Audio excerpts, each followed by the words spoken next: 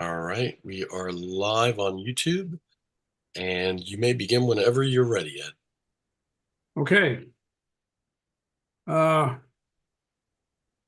Welcome to the Arista Association's 2024 Board of Directors Candidate Forum for the at-large and South Lakes District seats.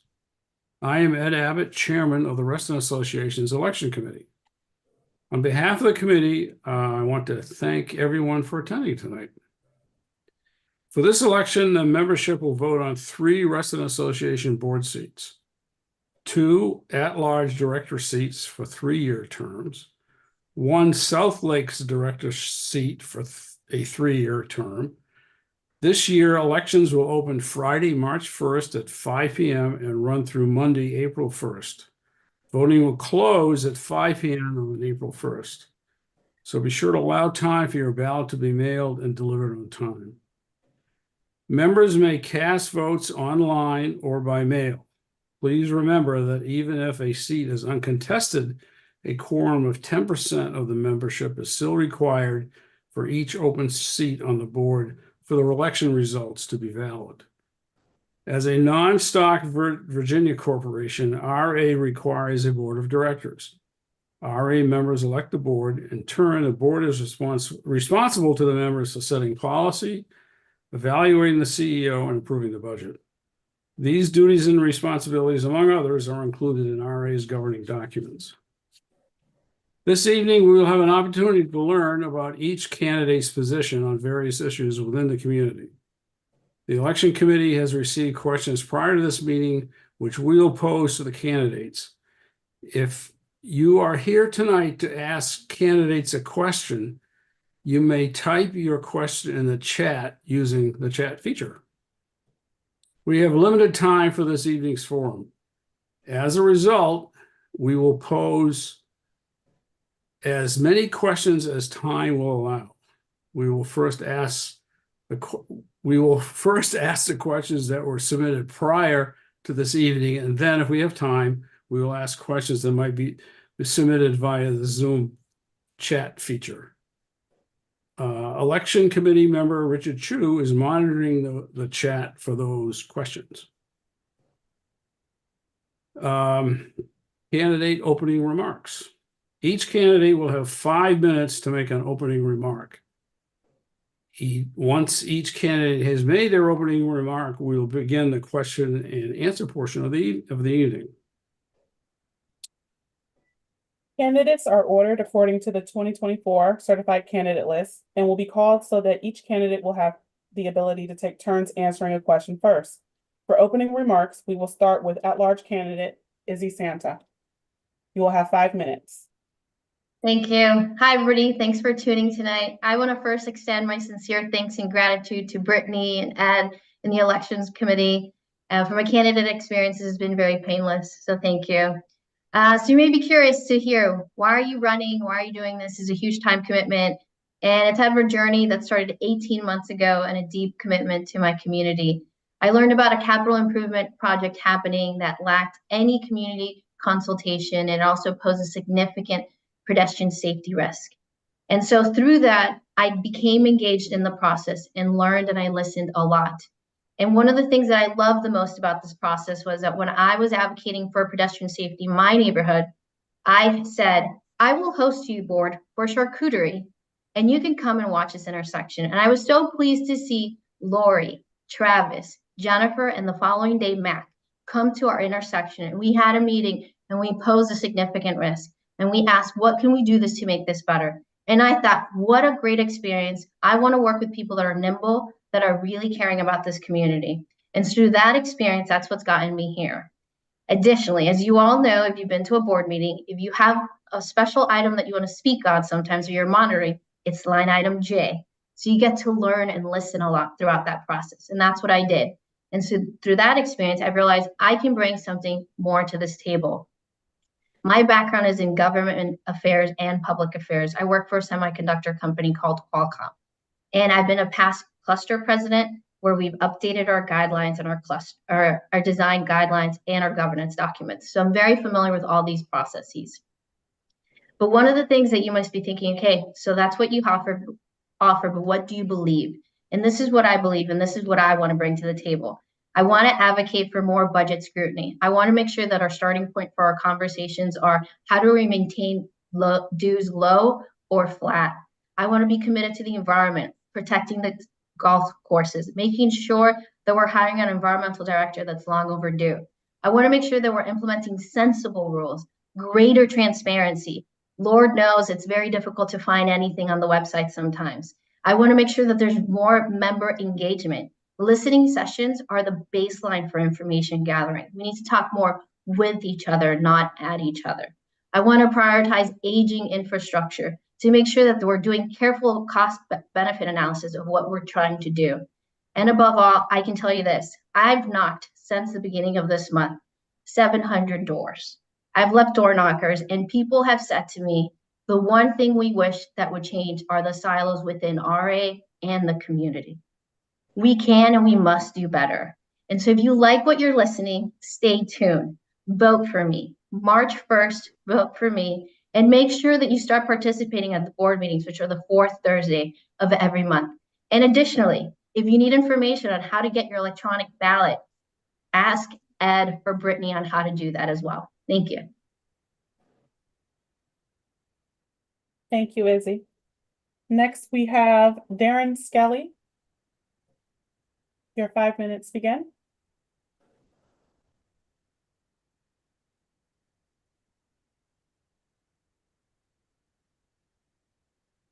Mr. Skelly, you're going to have to unmute yourself. It's the microphone icon on the lower left corner of your screen.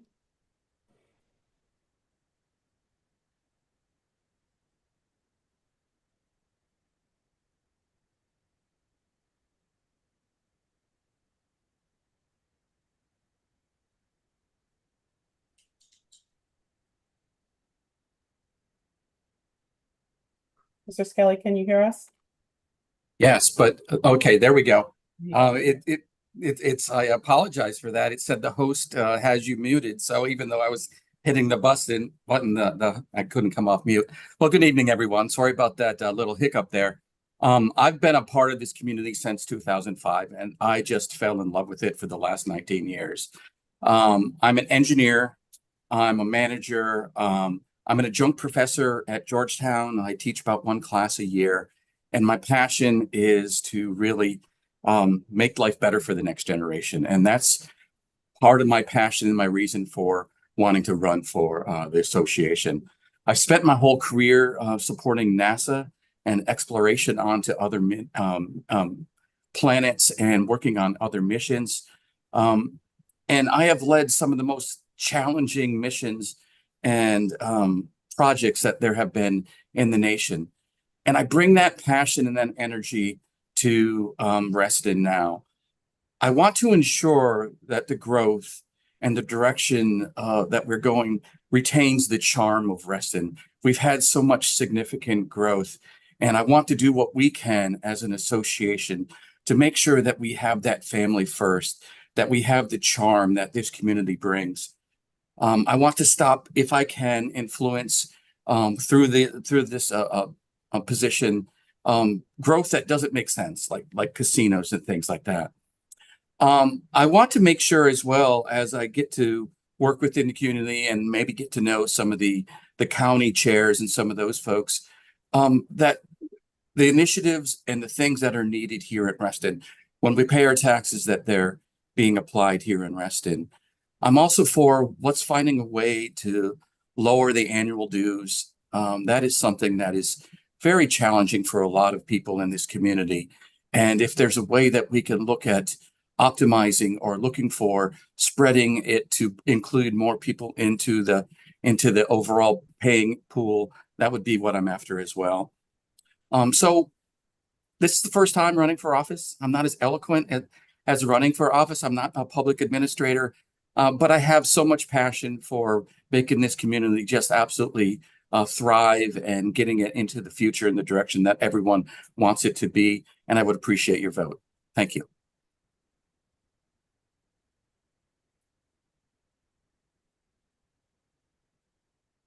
Thank you, Darren. Okay. And now we have Jalal Mapar. Hi, Brittany. Can you hear me okay? Yes, we can hear you. Thank you. Well, good evening, everybody. My name is Jalal Mapar, and I'm running for the at-large 3-year position. As you may know, I already serve as one of the at-large members on the RA board. However, I appreciate the opportunity to tell you a little bit more about myself, talk about some of my goals, and also why I seek your vote to continue serving on the RA board. Let me start with saying that I've lived in Reston as a homeowner for over 30 years. I have done a lot of community activities, have served as many different organizations, and I recently had served as a member of the Senior Executive Service in the federal government, with firsthand experience in working with all levels of federal, state, local governments and organizations on technology, infrastructure, policy, and strategy. And just like Darren, my heritage also goes back to aerospace engineering, where I worked at NASA Johnson Space Center. So in addition to my engineering degrees, I also have some other leadership credentials, including an executive certificate in management and leadership from MIT Sloan School of Management. I have experience in preparing and managing large budgets, over $45 million I've dealt with over my career, leading senior staff, and know a thing or two about advocacy, partnerships, and collaboration and communications, because that's what I've dealt with. During my 30 years in Reston, I have also served as a community and as board member and president of my previous HOA, Lynx Pond Cluster Association. I do care about the younger generation in Reston. And for over 10 years, I volunteered as a coach for Reston Soccer, mentoring kids. And I'm proud of the fact that the high majority of those kids ended up in college, including my son, who went to Taraset, Langston Hughes, South Lakes High School, all the way to UVA, UCLA, and now he lives in Reston. And I have to admit, it's a delight that I occasionally run into some of those soccer parents here in Reston, shopping malls and grocery stores and so on. And oh, by the way, I play soccer myself. So along the way, from my work in community service, I have learned a few things about public service. Some traits: collaboration, respect, empathy, dignity, and most of all, rational executive decision-making. And that's what I have been practicing during my time as an RA board member, being rational, focusing on the interests of all members, and most of all, being objective and respectful during board considerations. So we all know Reston is a great place to live, work, and play, and we love it here. We do. Our family is really loving this place here. For the past 30 years, it's been our home, and we're staying here. We're not going anywhere. We're not going to North Carolina. We're not going to Florida. So as a resident and as a board member, current board member, I do care about Reston's future challenges ahead, and I want to continue to serve and contribute to its well-being for the generations to come and enjoy living, working, and playing here. And so where are we today? There's more to do. We will have challenges ahead for which we need to be prepared and be proactive. If I'm honored to garner your support and get elected, I want to focus on what's important for Reston and my fellow members. We need to prepare for the future. We have to be proactive with regards to our aging infrastructure, establish sound strategic plans that are in line with member priorities and budget constraints. I'm glad to say that during my time, I have contributed to the development of the updated strategic plan to be approved this month. So now we need to implement it. We need to provide better service to the members. In the aftermath of COVID and related workplace changes, meeting the needs of RA membership in a timely, efficient, effective manner is really important. Everybody talks about fiscal responsibility. We need to review and update our entire budget process to better manage reasonable budgets, expenses, assessments, and efficient use of resources to meet member needs. That's why I have supported the hiring of a CFO as a priority for the board. We have to enhance our communication approach. It's important for our members to participate in issues that matter to Reston. As a board member, I have been a strong supporter of our no casino activities and using our improved relationships with Fairfax County and state representative to defeat the casino. And we need to build better advocacy. But your We need time's to up. keep it up. Thank you for your vote. Okay. The next item is we'll start asking questions. Candidates will be given 1.5 minutes to answer the following question from the Elections Committee. Name one critical issue facing Reston today. State why it is critical and how you would approach it. And first, we're going to begin with Darren Skelly.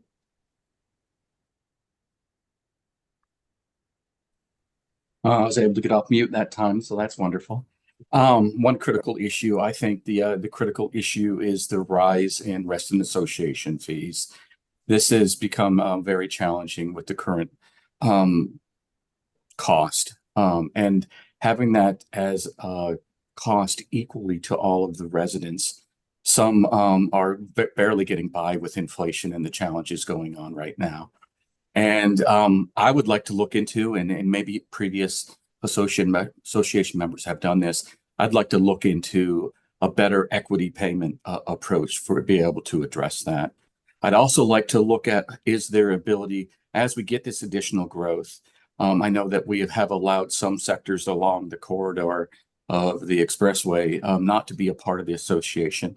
I'd like to revisit that, and I'd also like to make sure as we have additional growth coming in, that we're making sure that they're added into the pool. So that's one area that I'd like to focus on. Thank you, Darren. Next, we have Jalal Mapar. I think there are a number of issues that we have to think about. The one that really rises to the top, that really is the linchpin for the dues and the budgets and other things, is the aging infrastructure and our facilities and what we can do about that.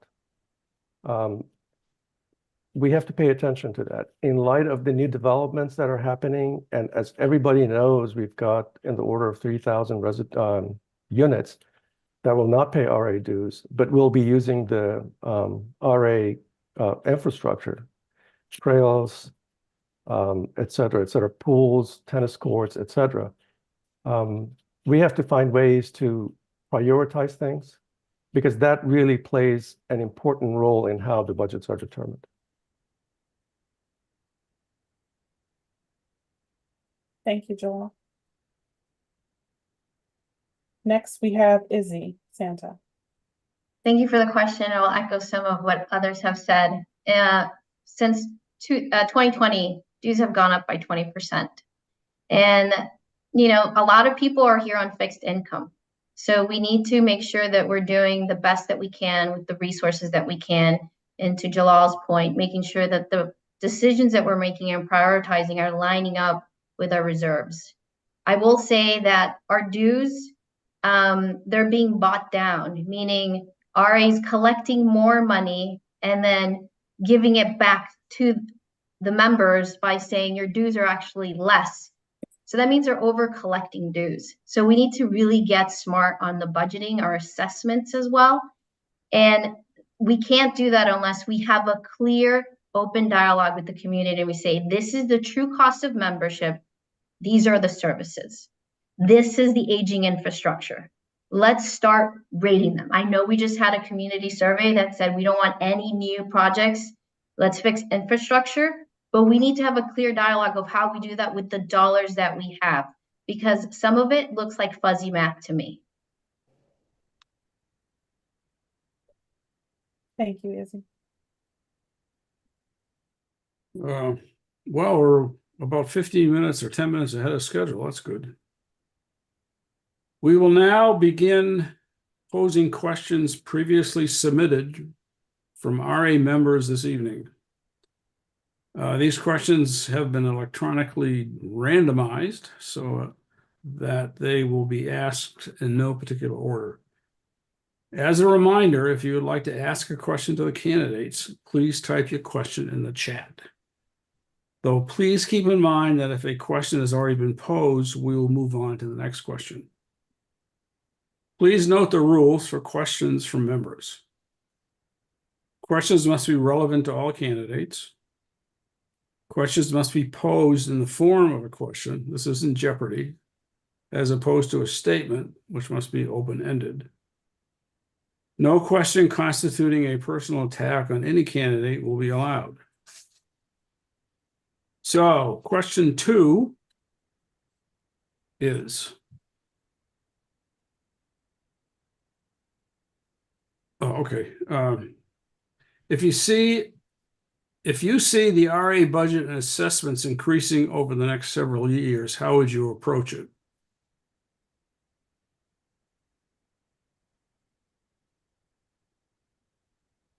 And we're going to begin this question with Jalal Mapar. Can you elaborate what you mean by what would you do? That's very vague to me. Sorry. Well, do the best you can. Can you just repeat the question then again? Sure. If you see the RA budget and assessments increasing over the next several years, how would you approach it? One of the major drivers for these budgets is the capital improvement projects. And that gets back to the aging infrastructure. We've just conducted a survey, so we have a little bit of a sense as to what the membership is interested in. We need to prioritize these projects as best as we can. Up until now, we have not had a CFO to analyze these priorities and do a financial analysis assessment combined with a risk-based approach and an impact and return on investment approach, constrained by the issues that we have regarding not raising the dues and the collection of the monies that we have and so on. It's not a simple linear answer. There are so many parameters involved.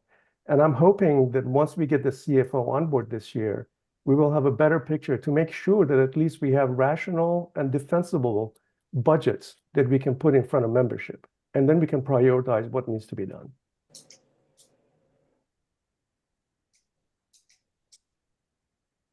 Thank you, Jalal. Next, we have Izzy Santo.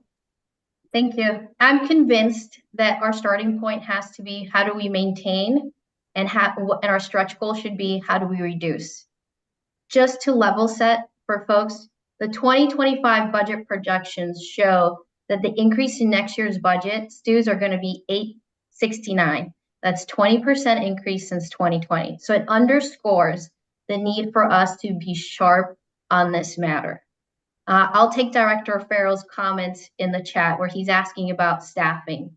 65 to 70% of the operational money goes to people costs.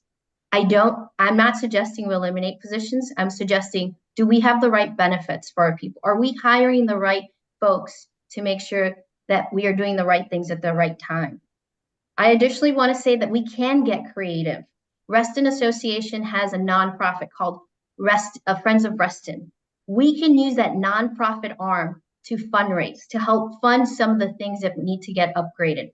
For example, we have Google in our community, TikTok, Volkswagen. These are all people that are going to be familiar with Reston. Let's bring them into the fold. Let's create new allies so that we can offset some of the budget constraints that we're all trying to solve for.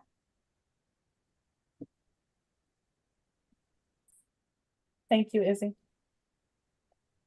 And next we have Darren. Yeah, so Izzy took some of my thoughts, and so I appreciate her laying that out, is that very simply, I am against any increases. Bottom line, everyone is having a very hard time right now with the increases in groceries and everything else, and this is not a time to have any budget creep. We're going to have to make some very hard decisions and stay within our budget reprioritizations, looking at our priorities, sharpening our pencil, And again, getting out into the community with partners and some of the companies out there to see if there's some collaboration that we can do to offset some of the costs would be where I would focus.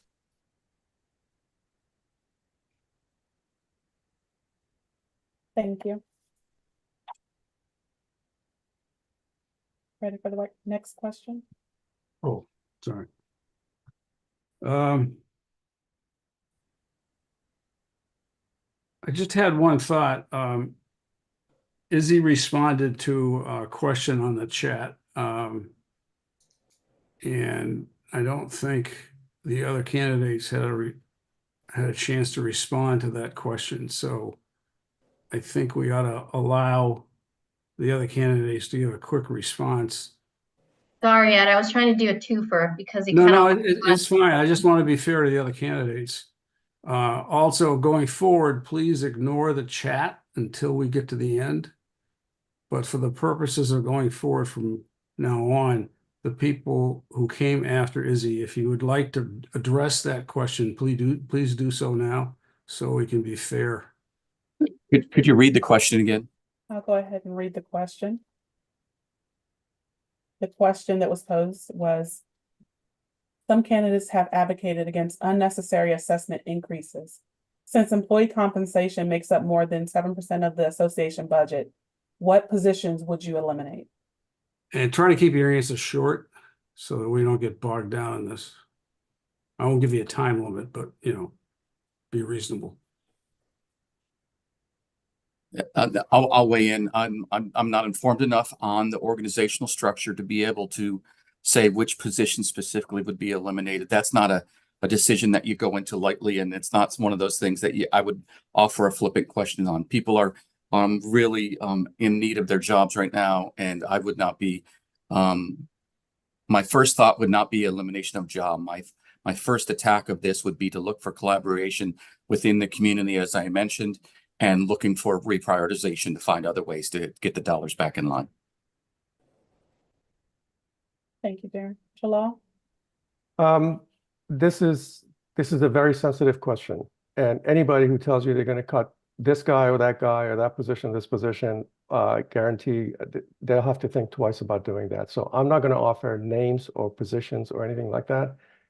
I think the most important part is we have to look at this holistically. We have to look at an organizational assessment, which the board has, since I've been on the board, has asked the CEO to conduct, and he's just completed that. We have to look for efficiencies. There might be some other areas. It's not just the staff. I think when you look at post-COVID and majority of the workers doing teleworking and so on, maybe we have to reduce our footprint, physical facility footprint. There are some insurance monies that we pay that are huge. Maybe we have to look at those insurance dollars and see how we can avoid paying those, or maybe combine that or work with others, collaborate with other entities, organizations within Reston, and see if we can maybe piggyback on top of existing insurance policies and so on. There are some huge numbers in those areas that could really affect the total dues. So there are many areas that we have to look into. Okay, we're going to move on to question 4 now, unless somebody has something else they want to add at this point. Okay, moving on. Here's another sensitive question. How would you encourage civil discourse among the board?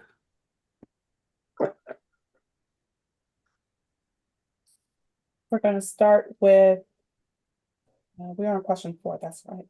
Darren? Yeah. Well, it's civil discourse starts with the listening first. Having 5 kids, you learn how to work with various different types of energies and passions and personalities. Also, in the leadership role that I've had for many years, having more than 2,000 people working for me, I've had the ability to learn at the lowest level. I'm a person that is a little bit old school. I guess you call it as managing by wandering about. And so it's about building relationships and building trust across the board. And if you have a difference of opinion, that's okay. You still show respect. But again, starting with listening first to understand their perspective and seeing if you can find common ground. Thank you, Darren. Next, we have Izzy. That's a great question. One of the things that I liked that I saw was that the board is looking to do an annual retreat, which is something that hasn't been done in a while. And I think it's important so that we can all understand each other's goals, passions, strategic visions.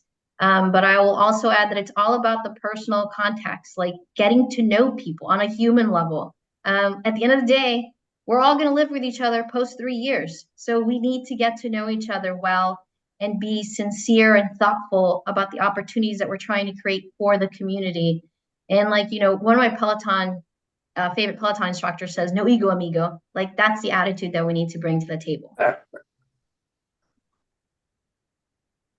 Thank you, Izzy.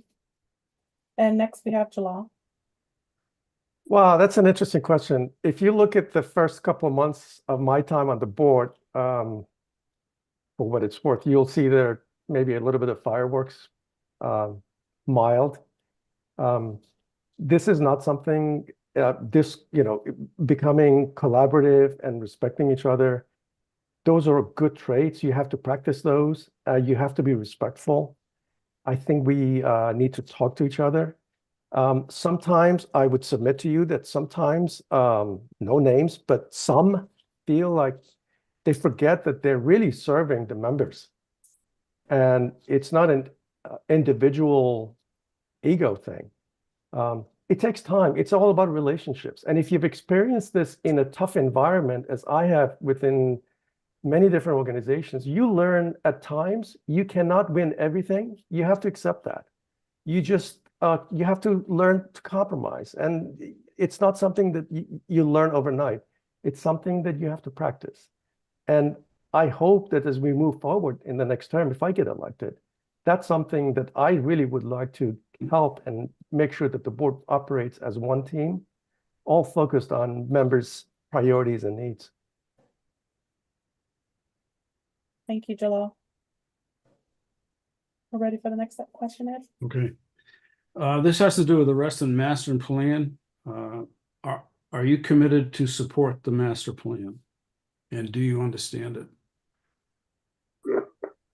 First, we're going to go with Jalal. Oh, master plan. Do I understand it? What, 182 pages of it? It's 170 some odd pages of it. Please don't ask me a question about what's on page 82 because I will fail right immediately. I can tell you that right now. Do I support it? Absolutely, I do. Not much I can say about it. It's been, where the board has been looking into that. The board, we want what's best for Reston. Okay. Like I said, it's a huge document. If you haven't read it, maybe with a glass of wine or 2 or 3, it might ease the pain of reading it. But yeah, I'm all in it. Thank you, Jalal. Next, we have Darren.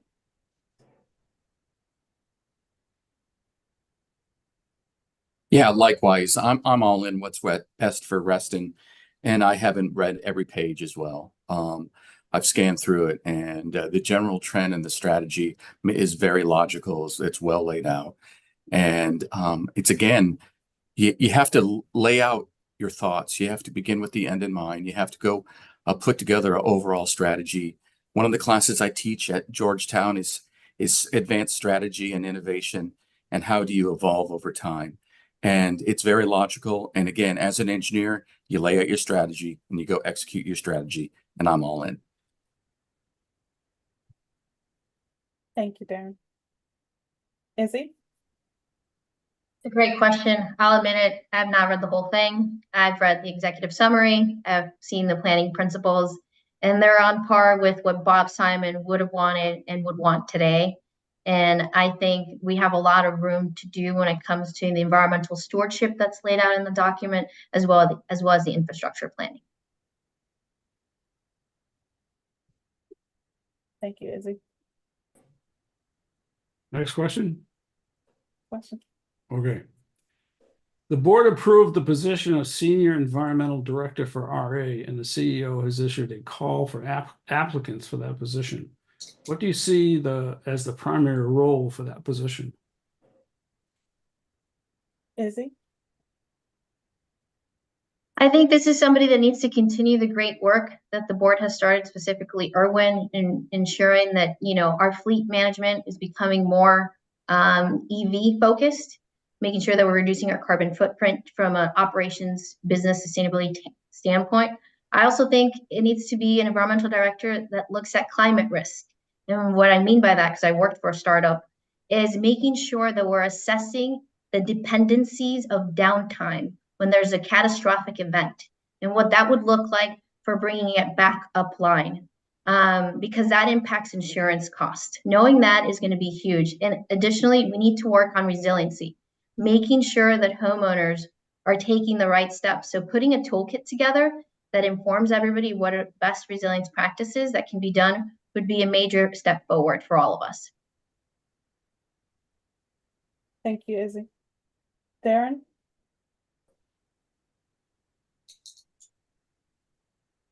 Yeah, I apologize. I have to push the mute button twice to go off.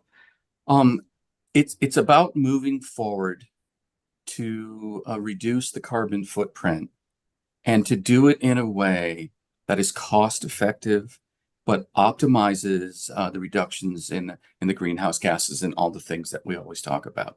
So someone that can work with us and the board to make sure that we're making the smart decisions at the right time to optimize, again, the carbon reductions, but also to do it in a way that's not going to break the budget. And Jalal? Thank you. That's a great question. So this was something that, as you may recall, Director Flashman was pushing for and got approved. It's all about managing the impacts of climate change as it relates to Reston, future of Reston for an environmentally sound and safe place. Need some policy experience to maintain the streams and lakes and, believe it or not, planting trees, greenery, et cetera, et cetera. It's all about maintaining our carbon footprint. And more than anything else, the broad perspective on this is we need to have a handle on what's happening with regards to climate change and its impact on Reston. Because Reston really prides itself in its for its green space, and we need to maintain that because that's part of Reston's DNA. So resiliency issues. Listen, within the federal government, I ran the first division that was focusing on critical infrastructure resiliency. So that is something that we need to pay attention to and make sure that we implement some of these resiliency ideas.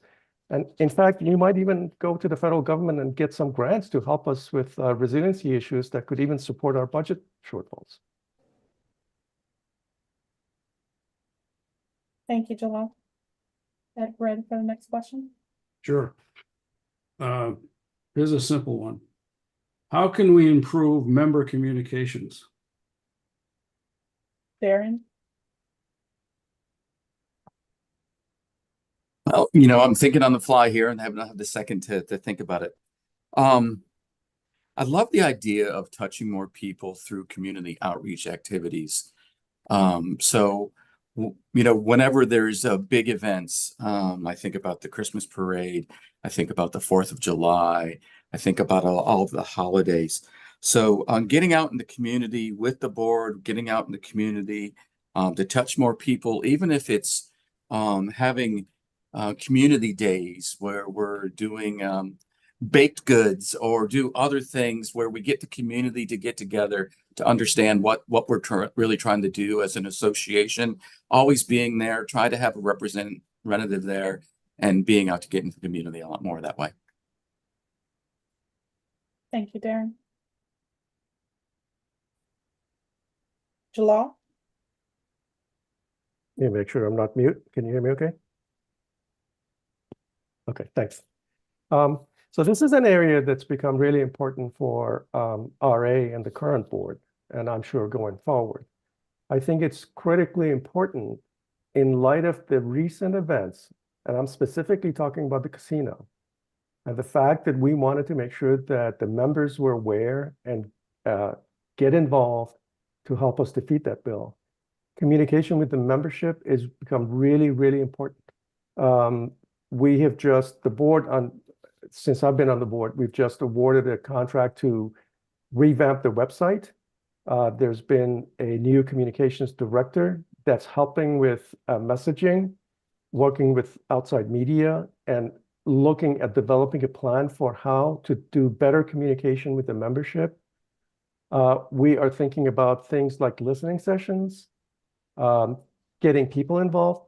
And I would say more importantly, we also have to worry about the younger generation and make sure that we reach out to them through social media and other means, through iPhones and other things that they're used to get those guys involved, because they are the ones who will be carrying the board in the next many years when our time is done. So there are many, many different ways that we're looking at, and we're beginning to implement those as part of the strategic plan, which happens to have communications as one of the major strategic goals.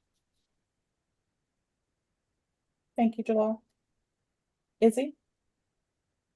I, even running this campaign, I've learned a lot of best practices. A couple of them that maybe I'll offer tonight for RA staff to consider is a lot of the discussions are happening on Nextdoor.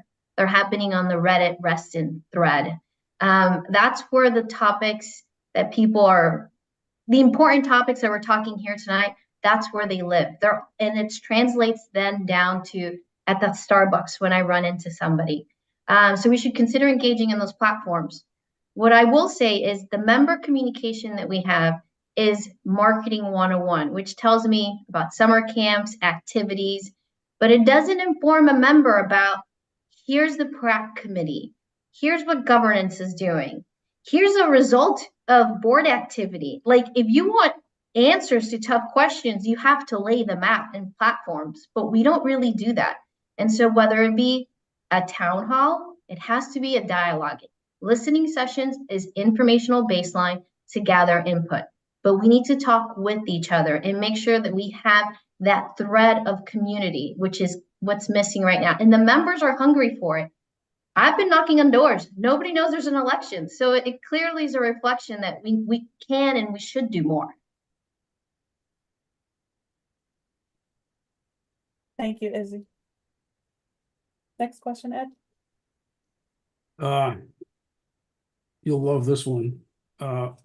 What weight do you give to the local community when it comes time to consider a recreational facility? Oh, I don't know, a pickleball court. Jalal? I'll have a drink for that. Oh, boy. Am I getting into 1.5 minutes of my time right now by doing No. Your time is beginning now. I can't help. I mean, Ed, you just make here. Okay. Yeah, pickleball. Listen, as somebody who does sports myself, I'm an avid soccer player. Those who know me know that I go in tournaments and other things. I do care about people who want to do recreational sports, whether it's racquetball, tennis, pickleball, whatever. But when it gets down to it's not a black and white issue. You hear from the community about their concerns, which is something that we went through as part of my involvement with the board right now when it came to pickleball at Barton Hill. You listen to the one side, you listen to the concerns, and you listen to the pickleball players, and you hear their side, and it's a dilemma. At the end of the day, you have to make a judgment. You really want to serve the community, and it's not an easy decision, but the community has a lot of weight into this. Depends on the concerns and so on. Security, parking lot, traffic, and sound, and all of those things have been things that everybody has been listening to. We had public hearings, listening sessions, and so on. It's not an easy thing. So yes, it does play a major role into it, but there are other factors as well. We have to think about the benefits that the players want to have as well. Thank you, Jalal. Izzy? So the community survey showed that pickleball wasn't even the top 3 things that members were concerned about. They were focused on pools, aging infrastructure. So from that aspect, I would put it lower in my priority list due to the survey results. I would also say additionally, there needs to be a framework for how we come with these projects online. We need to make sure that we are evaluating the distance to the homes, that we have a plan moving forward for the existing pickleball courts where there's sound mitigation involved, so we can start testing those out and rolling it out. So if we want to continue on the path of engaging in pickleball, which is not a #1 priority for our community, it's going to take a while to get there because the results don't show that. So I would instead focus our efforts in making sure that we're improving member communications, making sure the pools and trails and lakes are being taken care of first, which is what the results say. Thank you, Izzy. And Darren? I like the idea of pickleball and increasing the number of courts and the capabilities within the community to have more. So that's my starting position.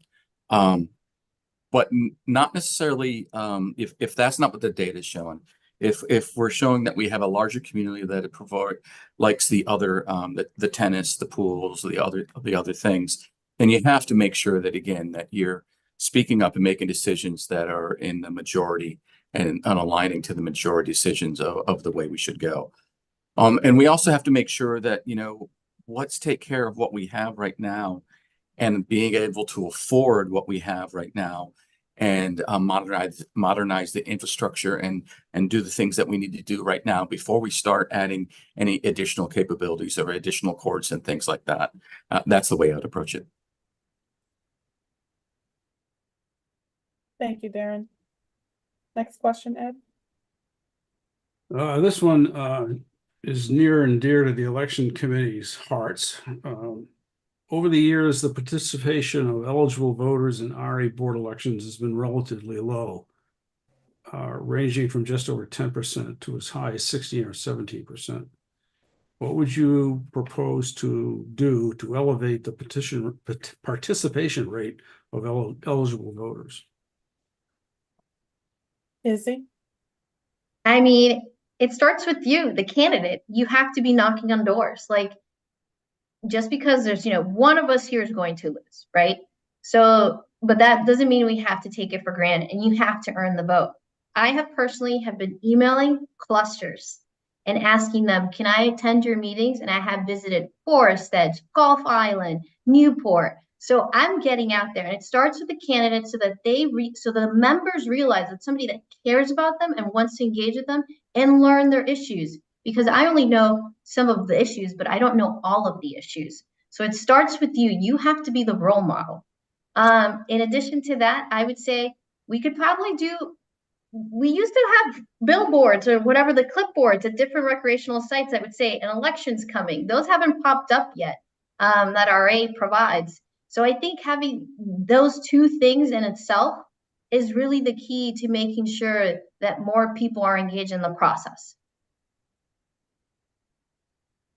Thank you, Izzy. Jalal? Boy, that's a tough one. As Izzy mentioned, reality is this. A lot of people do not keep up with the election schedule, don't even know there's an election, and it's not their fault.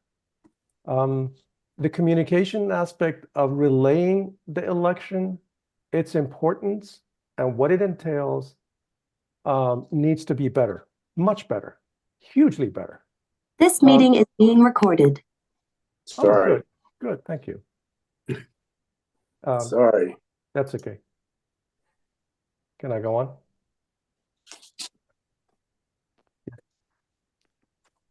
Yeah, go ahead. We'll give you a few more minutes. Okay, thank you. Yeah, so I think the way we approach the election, it comes across as it's not important. So from a board perspective, we really need, in my opinion, to revamp how we look at the election. We need to get some new blood in. Whether it takes. Okay. I think it's a Russian hack. Yeah, so we need to do better with how we approach the election. It takes two to tango. The candidates, we have to go out there. I've been doing my part, sending flyers and emails and talking to people about this. But at the same time, from an RA board perspective, the election needs to get a lot of prominence and needs to be advertised, social media, whether it's mailers, whether it's emails, anything that we can do, getting people, by having more candidate forums. And instead of doing it in a Zoom session, let's just have it at RA headquarters. Let's get people involved. Let's bring them in. Let's go to South Lake High School. Let's go to other places. Let's get them involved. Let's get people involved and pass the word. I think there are so many different ways we can go about this. It's just that we, in my opinion, it's not getting enough prominence, and we need to revamp that. We have to look at it in a different way. Thank you, Jalal. And Darren?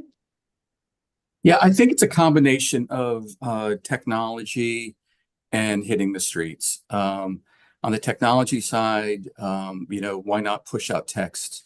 Why not push out emails? Why not having gating around some of the search engines and saying, hey, have just like some of the advertisements that you see for certain areas and regions of the country where you can put in special announcements in the regional area. And then it's like my youngest daughter, the Girl Scout method, right? You're at the shopping malls, you're at the grocery store. As a candidate, this is the part I love. You're going out and meeting people, you're talking to people, you're engaging with people, you're walking your neighborhoods, and you're getting to know the people that you don't already know. And so it's a combination of both. I like the idea of, again, using technology to the best that we can through all the social media platforms, but also looking at some unique and distinct ways of using technology as well. Thank you, Darren. Next question, Ed. What measures could be taken to further advocate for pedestrian and cyclist interests? Darren, you're first. Well, signage is really important. I've driven through the community and I've had some really serious times with just coming around the corner. And, if we know it's a path or a roadway that is used quite frequently for pedestrians and for cyclists, that we really need to make sure that we up the signage a little bit better in those regions.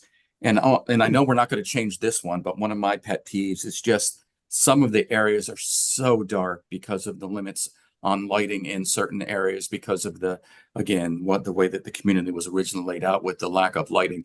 But looking for some of those areas where there has been challenges, where there has been accidents, and I will go to bat to go say, hey, look, we need to change the lighting or get more signage in these areas to make sure that we're making it a much safer and a better community for the pedestrians and the cyclists. Thank you, Darren. Izzy? I have lots of thoughts on this, considering I live this myself, and Ari helped me champion for modifications. I think priority should be given to evaluate crossings, any trail crossing near a school, a shopping center, high traffic walkability areas. We need to understand what those look like. I actually believe that we should also invite the cyclist community, and they're very active, and ask them, what are your concerns? And then I will put a plug in that it requires every board member to walk their district and make sure they know what's going on. Like, for example, I knocked on Sunday, the Hamlet community. They informed me that the Glade Pool, there's a school bus stop at that intersection, and people just run right through it. Like, that's an example of, like, we just need to get out into the community, because otherwise all these gems of information live in silence. Thank you, Izzy. Jalal? Thank you. Interesting question. In agreement with all the comments, I will just add one additional item on this. Virginia Department of Transportation has a major role in this because they handle the roads and so on. So it requires RA to work closely with VDOT to make sure that they respond to the interests and needs of Reston, whether it's cyclists, pedestrian crossing, anything like that. And that's where collaboration and partnerships, which is something I've been pushing for since my time on the board, comes to play. We need to make sure that we reach out to the communities, whether it's a cyclist community, we can get them on our side. They can speak on our behalf.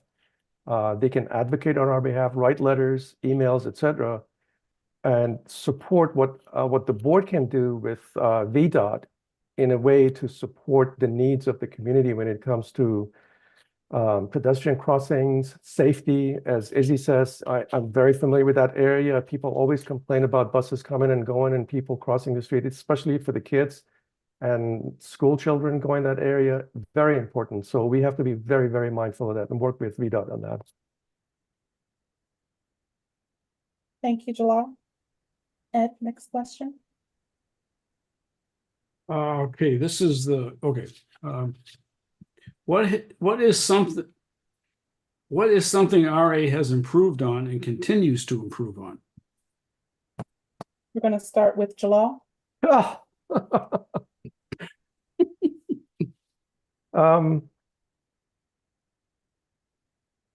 During my time on the board as the at-large member, I sincerely believe that we, all of us, have pushed for several elements, items to be put front and primary. The website was going back and forth, back and forth, back and forth, and we finally got to the point where we just issued the contract for the website redevelopment. That's one area. Our strategic plan just got completed this month, and it got approved. Some of you might have seen the article about it. The implementation comes next. The most important part, of course, there's a COO that supports the CEO. There's the hiring of a CFO in progress. So there are so many different important elements that are really needed for an organization as large as the size of Reston as a nonprofit that were not there before. And the ball has started rolling, and these things will take place this year. So I'm really proud of being supportive of that. And let me not forget, the board was extremely successful in handling the casino bill. Now, we're not done yet. Please, don't think that we're done. I don't want to mention it, but we're not done. But we all came together, and we managed to do very well for the community. Thank you, Jalal. Darren? Well, I could say one really good thing, Brittany. So that was been having her leadership is absolutely phenomenal. Master plan, again, having a direction and a compass direction of the way that we're going to go as a community. I'm like Jalal. I think getting together and having common purpose to offset or at least put it on hold the casino, I think is absolutely phenomenal. And I have to tell you, I see a true desire of building a community that all of us take so much pride in. And the collaboration and the communications and effective communications that I see from the leadership is wonderful. So those are the things that I've identified and take note of. Thank you, Darren. Izzy? It's a great question. 10 years ago, when I started living in Reston, I would agree, and I would say that the communications on the platforms that I like to engage in were non-existent, or the volume of information wasn't there. So I do appreciate that. I do believe COVID forced all of us to accelerate our digital transformation, which means RA learned to embrace the hybrid world. So allowing the hybrid opportunity, I think, has been incredible, because I think it does help more people into the fold. I do believe that the amount of transparency that's on the website now is great when it comes from the board packet information. The way it's archived, it's kind of hard to find. So I would challenge us to improve that, because it's not as seamless as it thinks from a user perspective. I would also say that although we've now done better with our email marketing, we're on Facebook, we're on Twitter, I still say we have to if we want to tackle the tough conversations and be robust, we have to go to the platforms that allow us to do that. Nextdoor, Reddit, Discourse, town halls, we need to do that. More of that is what is needed in order to get greater participation. Thank you, Izzy. And that concludes the questions that that were submitted to the committee in advance. I do believe we have a couple of minutes here to take some questions that were submitted to us in the chat. We have Elections Committee member Richard Chu, who is going to be asking those questions. Richard? Yeah, let's start with something that's relatively easy and builds on one of the earlier questions and discussions. And that is, given the number of people on tonight's call, which is obvious to everybody, what other ways would you use to increase community participation, not only in the election, but in the day-to-day operations of the Reston Association? We're going to start with Izzy. Okay, well, let's dissect the forensics of this. It was just 2 weeks ago that it was communicated that this was going to be virtual. I thought it was going to be a hybrid like the one a couple of years ago, which is what I was going off based off YouTube. So that wasn't clear to me, and I'm a candidate. So that's one aspect. If people really want to be part of this call at 7 p.m., you have to make sure you give them advance notice, like a lot of advance notice. I'm a working parent. I work for a San Diego company. So there's some people like me that we actually work Pacific hours. So we need maximum flexibility and notice in order to make these time commitments. Additionally, it starts with the candidates. You have to tell people to show up. My father-in-law is here and a couple of my neighbors are here. Hi, thank you for joining. But it starts with you even advocating for that type of participation. So again, like if you're not willing to preach it, then it's kind of a moot point. Thank you, Izzy. Next, we have Darren. You know, one of the things that I see in a small town, when a lot of times we go up to summer up in the Finger Lakes area, is community billboards. You drive by them every day. You put them in locations where people see them. Oh, by the way, upcoming vote. By the way, you have this activity coming up this weekend, et cetera, et cetera. If we could find a few locations, half a dozen locations throughout the community where we could have the ability to just have these general announcements with high trafficked areas, that would be just some of the low technology area ways that we could go about it. To Izzy's point of, you know, a little bit of this is getting out and touching people, making sure that we're doing that as much as we can, and then yes, technology as much as we can out into, again, what I was saying, like if on some of the Google engines and some of the text platforms and some of the social media platforms, having banners about Reston and what we're doing and what's upcoming, that would be some of the suggestions I have. Thank you, Darren. Next question from the chat, Rich. Sure. Did you want me to answer that question as well? Oh, I'm sorry. I apologize. I don't mind, Brittany. No need to pass you Oh, up. I know. I don't mind. Yes, Joel, please go ahead. Yeah. This is a challenge. I think Izzy brought up a good point. And listen, I have to be real. We don't do a good job of advertising these things. And the times are inconvenient. A lot of people, parents with kids and timing and work and everything else coming home from work late in the, it's just not convenient. We have to find other ways to do this. That's number one. Number two, there are many other organizations within Reston. You got RCA, RCC, Friends of Reston, Public Arts Reston, and you can name many of these organizations. I would submit that we need to do a better job of partnering with them when it comes to spreading the word, PA, public announcements about elections, and promoting what this event is going to look like.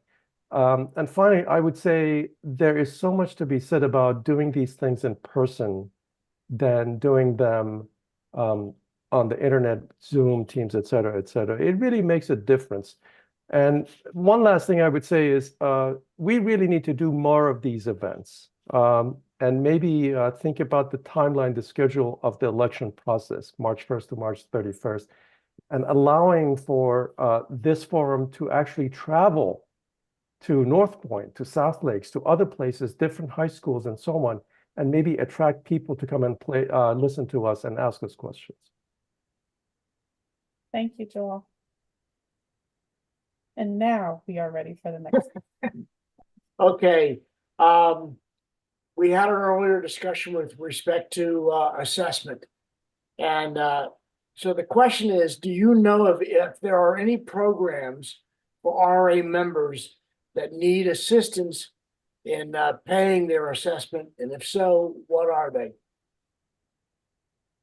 Darren? Well, I don't have the inside. I don't have behind the curtain as far as if any members have come forward to ask for assistance. But if you remember from my opening question, is that I believe that we need to find a better way of collecting dues, and one payment doesn't fit everyone equally. And we have to be willing to have a prorated value for folks that are much different in where they are in their life than some of the others. So I believe that we need to help out the community where we can. And if you have the inability to pay, we have to be able to find a way to offset those reductions. And again, I'm looking for what we can do with some of the corporate in the area as well, and some of the big companies, how we might be able to cost share, do some collaboration, and bring them into the equation to help us in our community a little bit more. They're increasing their use on our infrastructure. They're using the facilities that RA pays for, and they're a part of this community. Let's make sure that they're carrying their equal share. Thank you, Darren. Jalal? Yeah, if you look at the entire budget documentation and numbers and go through that, and also look at some of the material that's within the RA website and so on, and you can even ask the RA board members, there are some programs to help with, I would say, not deferring, but just reducing some of those rates depending on conditions and the status and so on. And we have a number of owners and residents, members who take advantage of that. Is that enough? Probably not. I don't think it's enough. We really have to look into this and kind of figure out what the details are. That's why I think having a CFO to look at these things with a fine comb tooth and just identifying areas where we can help the families in Reston, those who need it, and maybe just putting that in terms of the big picture as far as what we can do. Those are areas that I think a CFO can help identify and basically come back with solutions and recommendations. Thank you, Jalal. Izzy? Can you repeat the question again? Sure. The issue is, or the question was, are there programs available to RA members that would help them reduce their assessment payments? This is an area that I don't want to speculate on and speak out of turn. So I don't have an answer for this. I'd be happy to look at it. But I will say, in the similar way that Friends of Reston helps offset scholarships for summer camps or other programs, perhaps this is a role where the philanthropic arm of Reston, which is a nonprofit, which means it's tax deductible contributions for those who make donations, could be used to help maybe offset some of that. But I don't know if even doing that would make a dent into the budget numbers that we're trying to address tonight. But at least it's a framework and it's an idea to get us started. And I would probably encourage us all to crowdsource ideas on how to fix this if it is a problem that needs to be addressed. Thank you, Izzy. And next question. We have time for one more? We have time for one more. All right. Back in, I believe, 2023, actually just last year, we reduced the assessment using excess cash that the association was able to use. So therefore, the assessment that was actually charged did not reflect what it costs for the association to do, to conduct its business. Do you think that we should continue to find ways to artificially lower the assessment? Jalal?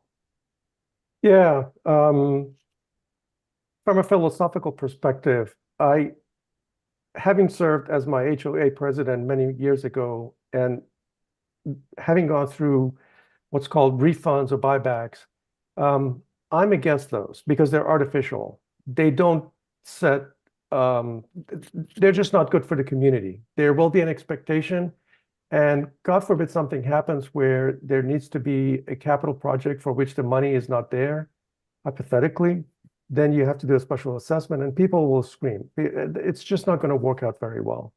I don't support buy down. I think they're artificial. They just don't do well. They don't do anything useful for the community. As far as maintaining the budgets and so on, I think there are ways that we can look into. Many of us have talked about other means. I also would look into maybe working with the federal government as far as the grants that are available. I know this for a fact from the agency that I work for. FEMA deals with resilience grants. There are other agencies that offer grants and so on. There are other ways we can offset the budget increase or the dues increase. I would not be in favor of the buy down. It's artificial. It's just fooling ourselves. There will be some really things related to financial obligations or regulations that we have to follow anyway. So let me leave it there. Thank you, Jalal. Izzy? It's a great question. And I just want I want to make sure I highlight a couple of words that you said, Richard, which is excess cash. So we have to first address the point of how did we get to excess cash, which means that the budget was bigger than what it was required to be. So therefore, my basic premise has been, why is this happening? And it recurs. It's okay if it's like 1 or 2 times, but it's a continuous pattern of FY23. Dues were 763 when they were actually, without the buy down, should have been, according to the CEO Mac, $815. And the same thing happened this year. So the point is, why can't we not have budgets that reflect a closer spend? They seem bloated. In addition, I've consulted with previous board members that have been part of this body for many years who are wicked smart on all of this stuff. And they've all come to the same conclusion. We're collecting too many dues. The reserves are overfunded. And so there is room in those 2 areas to figure out how can we live within our means to ensure that our dues can reflect a more adequate picture of the services that we're paying for. Because right now we're paying for too much. Thank you, Izzy. Darren? Well, I think Izzy is reading through the computer my notes that I wrote down, and I wrote down the word excess cash. And that's what jumped off the page real quick to me, is that we really need to dig into the budget to make sure that we're being smart on what the dues are. And I'm not saying the current leadership isn't smart, but we have to take another critical look at this. We have to make sure that, are we being conservative, but are we being over conservative in what our dues are? And we also have to make and do a very hard self-assessment. We offer a lot, and the current infrastructure and the current system, whatever, 15 pools and whatnot, we have to make some really tough trades, and we can't continue to increase dollars. So again, excess cash, critical look, and I'm not for tricks. I'm not looking for this to be someone that holds additional dollars to pay down future rates so that we don't have to pass along increases. No, let's get the numbers where they need to and do the hard critical analysis that we need to. Thank you, Darren.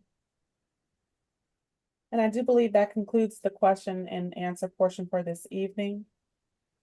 Richard, do you have any more, or is that it? That is all we have time Okay. for, I believe, this evening. All right. All right. We are nearing the end of the forum.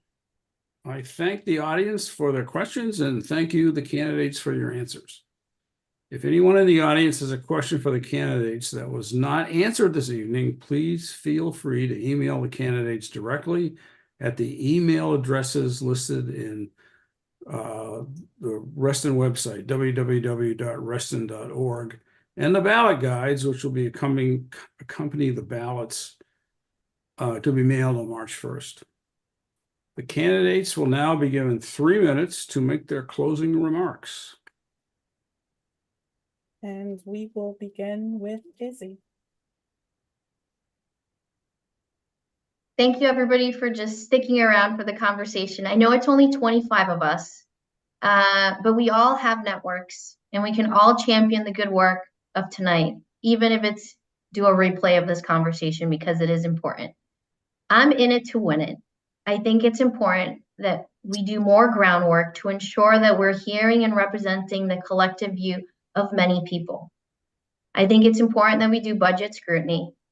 I think it's important that we protect our golf courses, our open spaces, oppose a casino, work with the county on ensuring that the growth is going adequately well, making sure that there's an ability to champion the efforts of Director Farrell, which are making sure that they become RA members.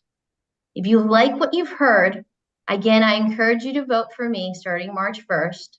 And I also encourage you to maybe ping Ed and Brittany tonight to figure out the email address for the electronic ballot, because fun fact, 70% of Reston voters vote electronically nowadays. So thank you so much. And if you want to email me and reach out, it's izzysanta@gmail.com. Thank you. Thank you, Izzy. Shalal? All right, thank you. First of all, I want to thank everybody who's here and those who will hopefully view the recording of this forum. Your involvement and participation is really important. And I want to thank the RA Election Board, and Brittany, thank you for you and your help and your team, everything that you guys have put into this. I hope you've been able to learn about who I am, my experience, and what I've done while on the board, and my goals for the next term.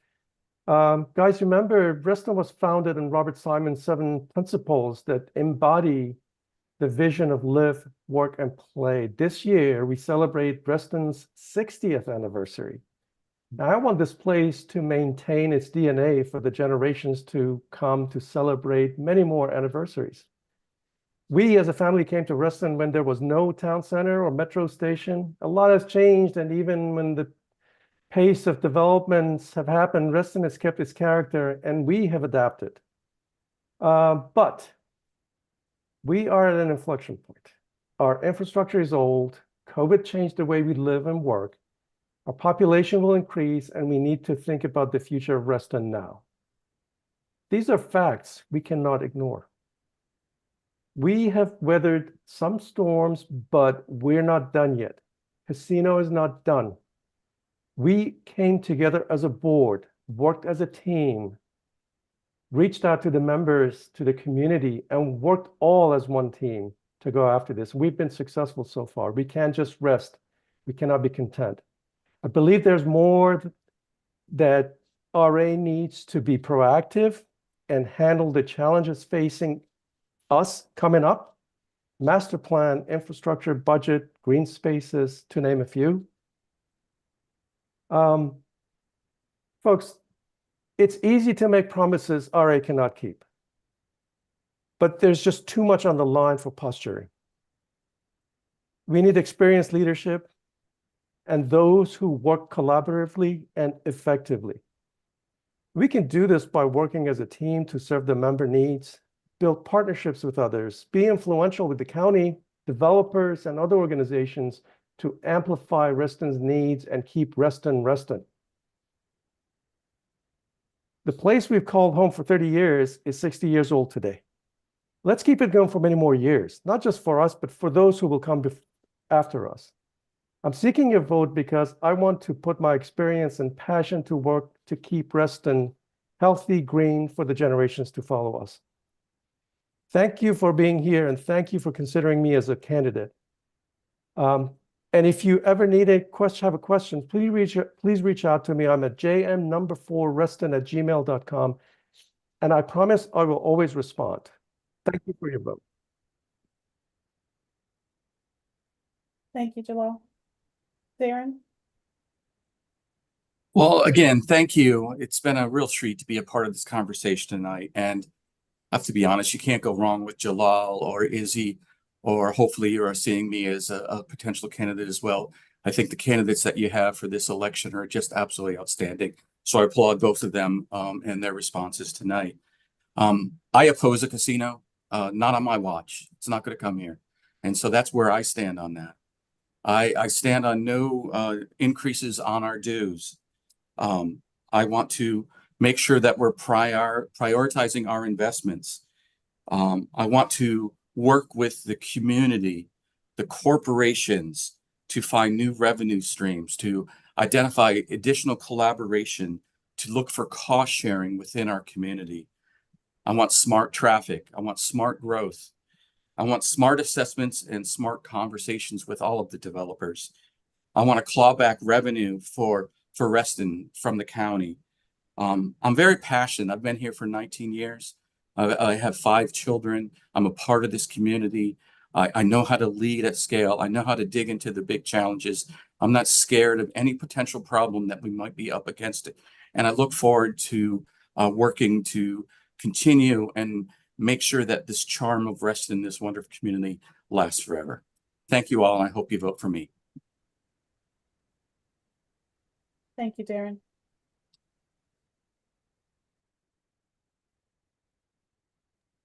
And now, thank you everyone for coming this evening. Ballots for the election will be mailed or emailed out on Friday, March 1, based on the communication preferences you've reported to Reston Association. As a reminder, election ballots must be received by the counting agency in Telescan no later than Monday, April 1 at 5:00 p.m. Members can vote either by email or online. Replacement ballots can be obtained by calling 610-935-6170. Again, that's 610-935-6170, or sending an email to restonelection@intelliscaninc.com. So I want to say thank you all to you again this evening. I tried to attempt to put some information here in the chat for all the candidates. I will actually be reaching out to you all individually with that information. And you can also, as mentioned earlier this evening, find that information online at www.reston.org. That information would also be available to you in your ballots, and can also be found online with the certified list of candidates. So thank you, everyone. And if you give me just a few seconds, I can continue to post the rest of this information.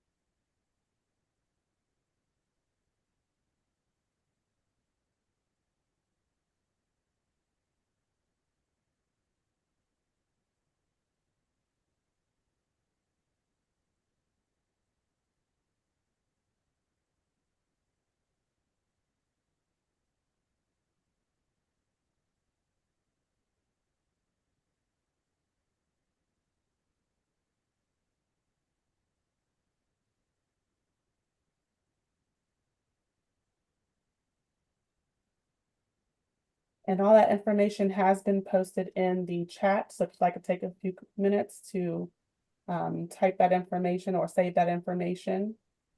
Again, it's available online at www.reston.org. But that concludes the meeting for tonight's candidate forum. Thank you all for attending, and have a wonderful evening. Thanks, Thank everybody. you. Thank you. Good luck, everybody. Good luck, everyone.